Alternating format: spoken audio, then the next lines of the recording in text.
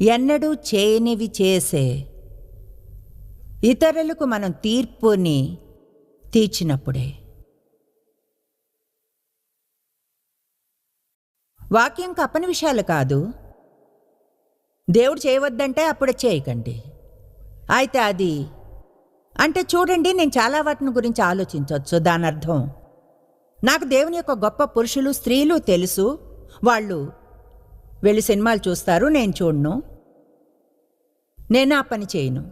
ఆ పని చేస్తే శాంతి ఉండదు. ఎవరు నన్ను వాళ్ళ చూడాలని అనుకోను. నేను కొంతకాలం దాని నుంచి వెళ్ళాను. నాకు సమస్యగా ఉండేది, అసలు మీరు వెళ్ళి చూసి మిమ్మల్ని క్రిస్టియన్ అని ఎలా చెప్పుకుంటారు?